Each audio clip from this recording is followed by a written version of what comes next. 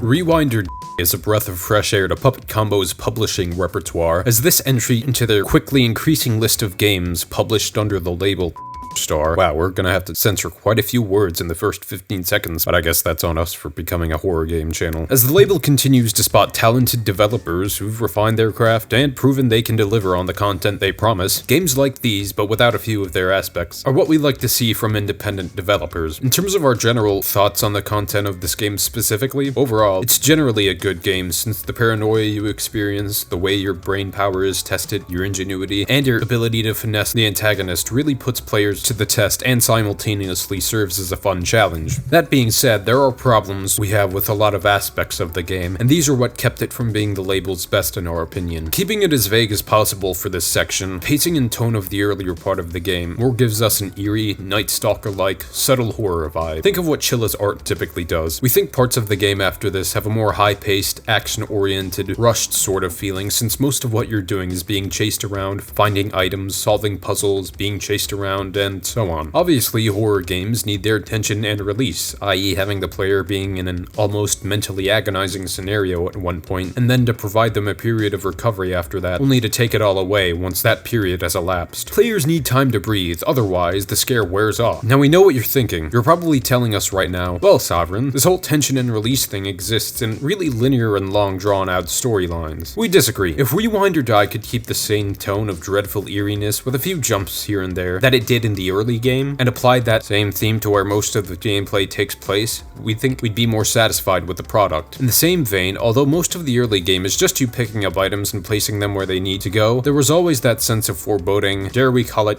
cosmic foreboding. The feeling that there's something infinitely greater than you watching. In the later game, you get so caught up in figuring out which item goes where that the biggest thing we feared was not being able to solve the puzzles without consulting a walkthrough. No, there's never a binary between being on edge and solving complicated puzzles. As people who endlessly play Amnesia custom stories, we think that game does it well, but in Rewind, the gimmick of the antagonist pursuing you really fast gets old quick, and most of your attention is diverted towards the puzzle solving instead of avoiding him. By the time you've made significant progress in getting to where you need to be in terms of the solutions to these obstacles, the thrill the horror brings you is mostly gone. So from this point on, we're gonna get into the plot, and then give our thoughts on the game in detail.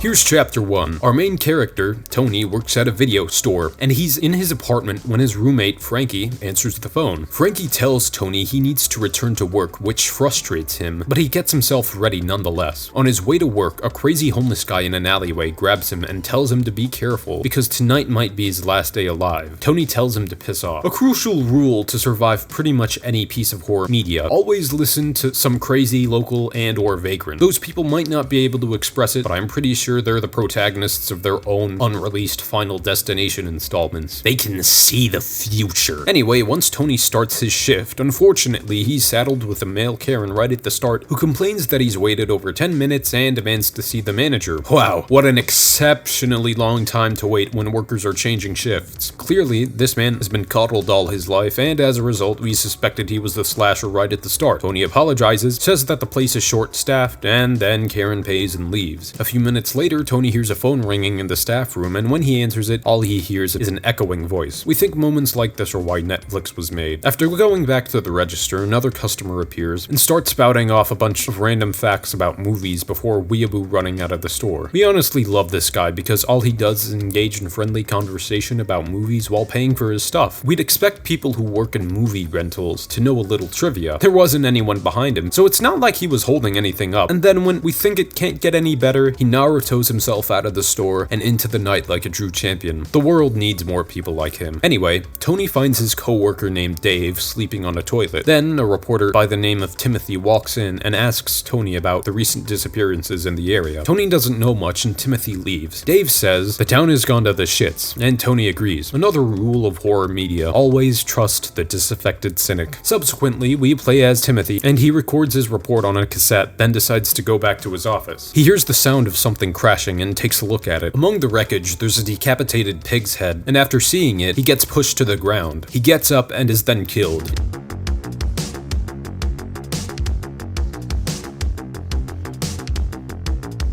In Chapter 2, Tony has just finished his shift, but gets an email from his boss, Keith. Dave tells Tony that he'll be leaving for a date with a coworker named Michelle, which puzzles Tony because Keith told him Michelle couldn't come to work. Dave gives Tony back the keys and heads out. Shortly after, a detective again enters the store and mentions missing people in the area. One interesting thing is that Tony is told everyone who went missing had a Video To Go account, which is the store's name, and asks Tony for recent transaction data. After handing him the documents, the detective jokingly asks him to pay the TV license. Tony then goes outside to take out the trash and then encounters his friend, Captain. After chatting for a bit, Tony sees a guy with some sort of saw pig mask, but without the hair outside. Tony tries telling him they're closed, but he won't leave. After a bit, Porky tells Tony he'll be back and walks away menacingly. A cinder block then gets thrown through the window with a note attached saying, "Not long now, Piglet," and Tony calls Keith, and Keith tells him to board the windows, swearing he'll come to see what's going on. After boarding the windows Night of the Living Dead style with planks and boards, the phone rings and Tony thinks it's Keith on the other line, but he hears a creepy voice telling them they'll have fun tonight. There's then loud thumping noises and Captain's screams can be heard in the mix. Worried, Tony hides in the vents and tries to go through the alleyway to get home. He gets chased by a killer whose name is revealed to be Slaw, by the way, through a long stretch of alleyways, but steel flooring above some sort of pipe collapses and Slaw captures Tony. Tony then wakes up in a cage and Slaw tells Tony he hasn't finished setting up his game yet, but it won't be long. Wants to play a game?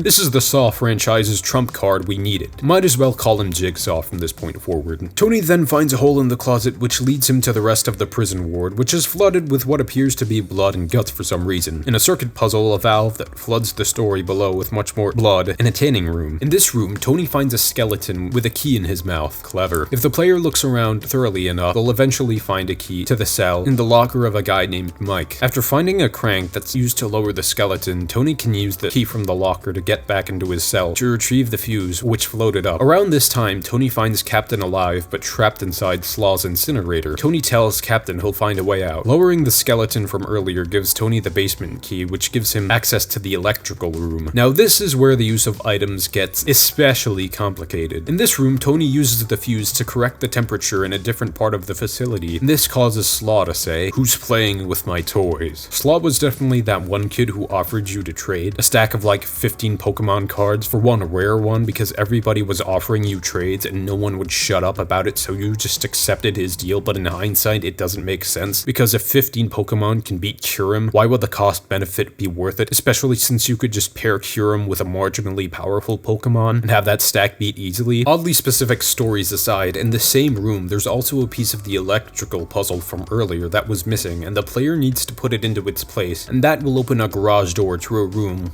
in which there's a van key. Attempting to use this van key will set off the alarm, and because of this, Tony needs to get back to his cell and pretend to sleep. When Tony gets back to the van and opens it, he gets the blue electrical cube as opposed to the first one, which was red. This opens up another garage containing the freezer lever. We'd highly recommend making an Excel spreadsheet to keep track of the items that are going to be used in this game. Once Tony uses the freezer lever, looking through the freezer, he comes across a room that has a crowbar in it, but before Tony can get out, Slaw locks him in the room. If Tony can get the temperature control to malfunction because he presses a group of buttons in the room in sequential order, the floor will collapse, sending him to the story below. He then has to reset a few system pressure levers, all while Slaw searches for him. If Tony finds a keycard on the dead body of a maintenance worker, he can use it to get access to something called a gas main shutoff valve. If he puts this in the right place, Tony can get past pipes spouting fire. This will eventually lead him to the second to last system pressure fault. Searching around a bit more after a few boulders fall from the ceiling will lead Tony to the last pressure fault, and flipping the lever will make all systems nominal. If Tony runs into a vent and up a ladder, he'll find his way to another room that leads to another vent. In this vent, Tony will encounter a security guard who's been cut in half. The guard gives him a key that unlocks a small lock, and in a room over, Tony finds a battery lock. Now here's where players can diverge in what they can do. If the player puts a battery pack on Captain's incinerator before they put the valve on, they'll end up incinerating Captain because the gas can't be turned off. To not kill Captain, the player has to put the valve in its slot before putting the battery back in its socket. Getting into this room will give Tony the locker key. Using the locker key will give Tony the code to a padlock, and entering its sequence of numbers will give Tony access to a chest. Remember the small key from earlier? Alright, consult your Excel spreadsheet to cross-reference the aforementioned moment with where we are in the game. The chest contains a handgun that was owned by the security guard. Along with this, there's a circuit breaker in the chest, but not too many things can go right for our protagonist in such a long sequence, and because of this, Slaw shows up, and although he's insanely insanely fast. If the player shoots him enough, he'll fall down for a finite amount of time. The circuit breaker fits into a wood chipper once Tony uses it, and nearby the conveyor belt shoots a security card out. Using the security card at one of the computers opens a large, barricaded door. As soon as Tony tries to leave the room,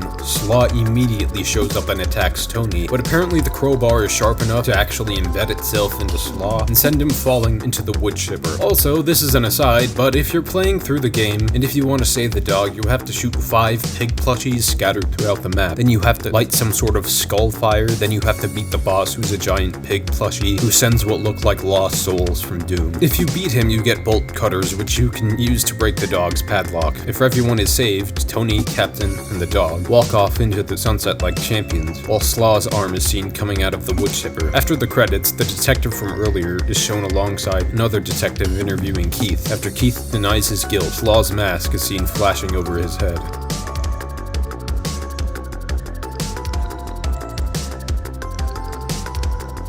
So remember how we talked about the whole scavenger hunt element of the game producing a disconnect between the horror and an antagonist like Slaw could instill in the game and the majority of the gameplay? Yeah, the fact that you could have kept an Excel spreadsheet because there were so many items to keep track of demonstrates that this aspect of the gameplay was overemphasized so much to where Slaw chasing after you is only a minor concern, with your foremost problems being finding the items that go into certain slots of machinery. Of course, this is going to be an inevitable part of any torture Star game. Although the Night Ripper didn't have any puzzles, the player could still clearly see that the emphasis in the design of the game was on atmosphere, with the item hunting not being overdone. The derelict New York streets, the feeling the Ripper could be right around the corner, the sense of isolation you get knowing you're on your own until you make it home. That's more the tone the early game set, and the tone we wanted carried through to the end. Now in terms of graphics, controls, the inventory system, they're all fine. The low poly style trademark with these kinds of developers packages the game well, and the controls are standard for a PC, so they should be fairly intuitive to most people. Although this game doesn't use the Silent Hill style inventory system so many indie horror games use, it's simple enough to understand since one item goes in each slot and different mechanics aren't attached to what you can do when they're in their slots. In terms of how the items interact with the environment, the game does get you thinking a bit, and having the player cross-reference the items to certain locations they could employ in the game makes the experience feel a lot less non-linear and a lot deeper. Of course, as we mentioned earlier, you might need an Office subscription to remember everything, but to a large extent, in these types of games, it is necessary to implement some other features besides running and hiding. The gimmick of Slaw running sillily would eventually wear off if that was all the game was. Speaking of Slaw, we also think the boss fight was kind of underwhelming for what it was. Because most of this game is gonna make him out to be such a formidable threat, we think it would be best if a crowbar wasn't his downfall. All in all, we'd give the game 7.9 dead pigs out of 10. Let us know your thoughts in the comments below. If this video gets 100 likes, we'll have a 15-minute video out on something else you'd want us to cover in about 2 weeks. See you next time, folks.